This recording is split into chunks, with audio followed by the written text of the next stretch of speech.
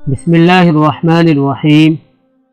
بادشاہ کے محل میں صفائی کرتے جب ایک بھنگی کی نظر ملکہ پہ پڑی تو وہ پہلی نظر میں اس پہ فدا ہو گیا، لیکن اپنی حیثیت اور ملکہ کی حیثیت میں فرق دیکھا تو سر جھکائے وہاں سے چلا گیا، پر دل تھا جو ایک ملاقات کی حسرت میں تڑپتا رہا۔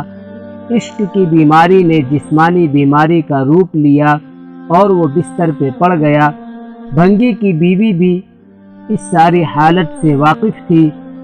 بھنگی کی خراب حالت کی بنا پر اس کی بیوی اس کی جگہ کام پہ لگ گئی۔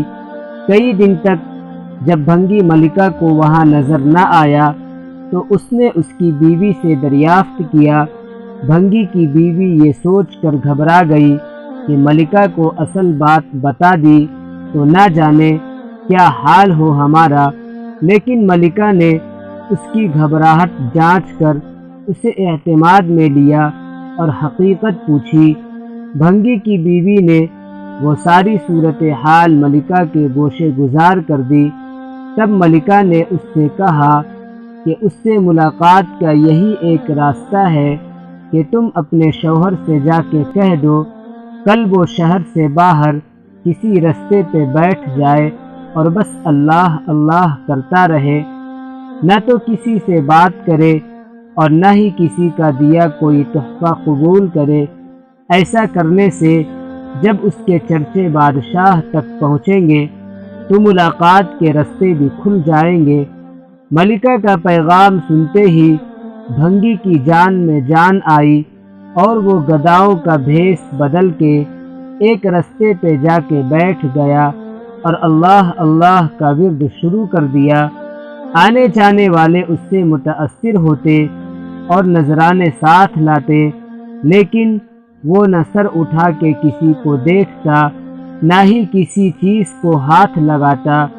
کرتے کرتے خبر بادشاہ تک پہنچی اور اس نے وزیر کو بھیجا کہ دریافت کرو کہ کون ہے وہ اور اس کی سچائی کس حد تک ہے۔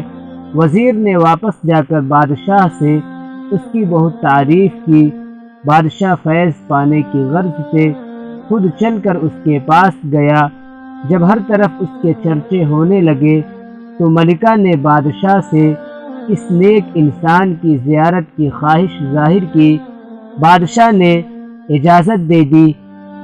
اسی اثنا میں جب بھنگی کو اس بات کا احساس ہوا کہ اب تک وہ دل سے نہیں صرف ایک دنیاوی مقصد کے تحت ہی اللہ پاک کے نام کی تسبیح کر رہا تھا، وہ جھوٹا ہے، لیکن پھر بھی اللہ کی رحمت اس پر اس قدر ہے کہ لوگ اس کے سامنے جھک رہے ہیں، کیا بادشاہ اور کیا عام آدمی سبھی اسے عزت دے رہے ہیں۔